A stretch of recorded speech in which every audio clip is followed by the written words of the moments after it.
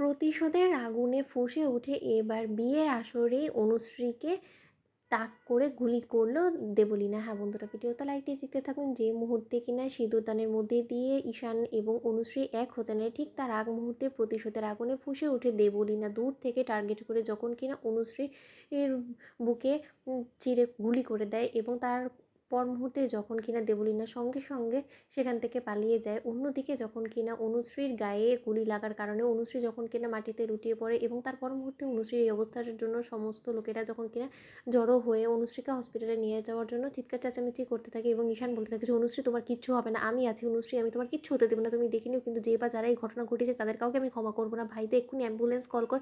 কাকুমণি তুমি দাঁড়িয়ে দেখছো কি? ঠিক সেই মুহূর্তে যখন কিনা ইন্দ্রাণী গাঙ্গুলি বলতে থাকে যে এই কাজটা অন্য কেউ না বরঞ্চ দেবলীনা এবং জয়িতা মিলে করেছে এবং ওদেরকে সর্বোচ্চ শাস্তির ব্যবস্থা আমি ইন্দ্রাণী গাঙ্গুলি স্বয়ং নিজে করব এবং ওদের আর এবার কোনো রকম কোনো ক্ষমা হবে না। আমি আসলে ভুল করে ফেলেছি, ওদেরকে এরকম করে পুলিশের হাতে না তুলে দিয়ে ঘাট ধাক্কা দিয়ে বাড়ি থেকে বার করে দিয়ে এবং এতে করে এক এক করে যে আমার পরিবারের সমস্ত লোকের এখন টার্গেটে চলে আসবে সেটাও আমি বেশ ভালো করেই বুঝতে পারছি। রাজ অন্যদিকে যখন কিনা অনুশ্রীকে নিয়ে সঙ্গে সঙ্গে হসপিটালে ছুটে যায় এবং সেখানে ছুটে যাওয়া মাত্রই যখন কিনা ঈশান রীতিমতো পাগলের মতন ডক্টরের কাছে আকুতি মিনতি করতে থাকে এবং বলতে থাকে যে ডক্টর যে করেই হোক না কেন, যেভাবেই হোক না কেন, আপনি আমার ভালোবাসার মানুষ অনুশ্রীকে বাঁচান, নয়তো মেয়েটা মরে যাবে। ঠিক সেই মুহূর্তে ডক্টর যখন বলতে থাকে যে দেখুন গুলিটা লেগেছে ওনার বুকে এবং আমাদের এক্ষুনি ওনার সার্জারি করতে হবে এবং তার মাধ্যমে যদি অপারেশনটা সাকসেসফুল হয় একমাত্র তখনই আমরা বলতে পারবো যে ওনার কন্ডিশন কী। কিন্তু এখন দেখে মনে হচ্ছে যে যেহেতু এতটা রক্তক্ষরণ হয়ে গেছে ওনার কন্ডিশন যথেষ্ট পরিমাণে ক্রিটিক্যাল এবং ইমিডিয়েট আমাদেরকে ওটি করতে হবে, নয়তো বা পেশেন্টকে বাঁচানো যাবে না। অন্যদিকে যখন কিনা আয়ুষ বলতে থাকে যে না ডক্টর না, বাঁচানো যাবে না, এটা কোনো অপশন এবং এই কথাটা আমি কোনো মতেই শুনতে চাই না। যে করি হোক না কেন আপনাকে অনুশ্রীকে বাঁচাতেই হবে এবং এর জন্য যা যা করেন সে সব কিছু করুন এবং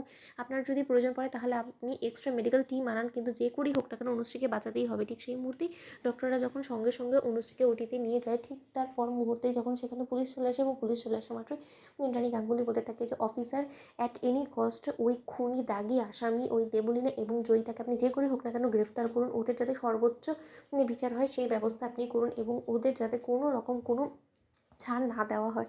আমি কমিশনারের সঙ্গে কথা বলে নিয়েছি। ঠিক সেই মুহূর্তে যখন কিনা ইন্সপেক্টররা বলতে থাকে যে দেখুন আপাতত ওনারা পলাতক রয়েছে এবং আমাদের যথেষ্ট পরিমাণে ওনাদের উপরে নজর রয়েছে এবং যেই মুহূর্তে কিনা আমরা ওনাদেরকে হাতে নাতে ধরে ফেলবো আমরা সঙ্গে সঙ্গে তাদের বিচার ব্যবস্থা শুরু করে দেবো, আপনি একদম টেনশন করবেন না। কিন্তু তার সত্ত্বেও আপনারা সাবধানে থাকার চেষ্টা করবেন, কারণ ক্রিমিনাল যখন একবার আপনাদের উপরে ক্ষুব্ধ হয়ে গুলি চালিয়েছে আপনার পুত্রবধূর উপরে, তাহলে তার নেক্সট টার্গেট কিন্তু আপনার ফ্যামিলির লোকেরাই, তাই আপনারা একটু সাবধানে থাকার চেষ্টা করবেন। অন্যদিকে যখন কিনা অনুশ্রীর ওটি চলাকালীন অনুশ্রীর অবস্থার অবনতি হতে থাকে, ঠিক সেই মুহূর্তেই ডক্টররা ওটি থেকে বেরিয়ে এসে বলতে থাকে যে আমাদের ইমিডিয়েট ব্লাডের প্রয়োজন এবং ইমিডিয়েট ব্লাড যদি আপনারা কোনোভাবে অ্যারেঞ্জ করতে না পারেন তাহলে কিন্তু পেশেন্টকে বাঁচানো যাবে না এবং পেশেন্টের কিন্তু যথেষ্ট পরিমাণে ক্রিটিক্যাল কন্ডিশন, তাই যা করার তাড়াতাড়ি করুন। তো বন্ধুরা লাইক এবং শেয়ার করে সাবস্ক্রাইব করতে ভুলো না।